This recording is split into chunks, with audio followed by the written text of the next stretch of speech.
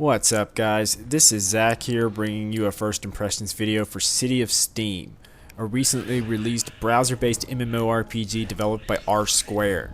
In many months leading up to its release, City of Steam was hyped a great deal for a browser MMO.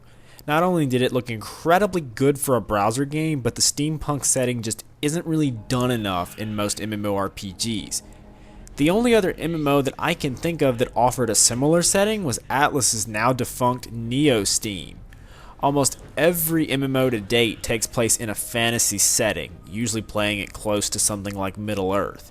MMORPGs have only recently begun venturing into the world of sci-fi with games like EVE Online, Star Wars The Old Republic, and Star Trek Online, but the steampunk genre is relatively uncharted territory. Now, as I mentioned before, the game's graphics are impressive, given that the MMO runs entirely out of a browser. Put the game in full screen mode, and it's really difficult to tell you're even playing a browser game. It's difficult to tell that you're not playing a client-based game. And I've certainly played a lot worse looking client-based free-to-play titles. Graphically, the game seems to fall somewhere between the first Neverwinter Nights and Lineage 2, and even offers a similar style of gameplay and camera control. The game is essentially point and click, although there is a jumping animation and you can move with WASD, albeit rather stiffly. There are basically two camera settings. One is a strict top-down perspective, and the other allows you to maneuver your camera all around your character, be it top-down or over the shoulder. I prefer using this camera angle as I have a lot of freedom as to how I can view the action, and I can zoom in and out as far as I want. Gameplay, though, is fairly standard for the genre. You begin by picking a class and race combination. Disappointingly, there are a lot of races to choose from, but most of them look too similar to one another. Luckily, though, customization is fairly solid for a browser game, not really any worse than something like World of Warcraft. After picking a race, you can choose between one of four classes. 4 classes may not seem like a lot, but keep in mind this is a browser game. You can pick between the Arcanist, the Gunner, the Warder, and the Channeler. The Arcanist is the class that I chose for the playthrough, and they're the magic-wielding DPS class of the game. They have elemental-themed attacks and can specialize in either fire, ice, or lightning.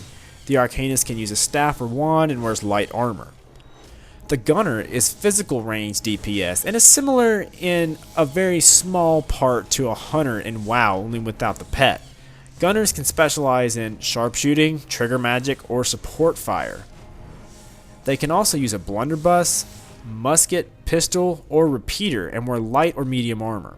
The Warders are the game's tank class, and they specialize, of course, in melee combat and defense, also possessing some summoning abilities. They specialize in judgment, leadership, and duty.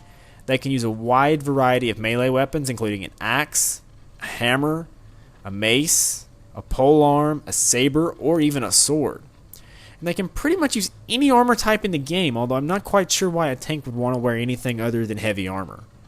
Once you create a character, you're taken through a rather lengthy series of tutorial quests that explain MMO, if not gaming in general, basics, such as how to move your character and how to open your inventory. And this is not just talking about this game. This goes for other MMOs as well, I know, but I really hate that kind of tutorial. I mean, people with even a minuscule amount of gaming experience can more than likely guess how to move a character, let alone someone who's playing such an obscure title as City of Steam. Now, suffer through the tutorial long enough, and you're taken to a tiny instance that takes place on a train. It's a nice set piece, as you can see the environment moving by outside of the train as you move around the zone. Completing the tutorial takes you to the main city in the game, which goes a long way to showing off the game's graphical muscle. But you quickly realize one thing. You're pretty much alone.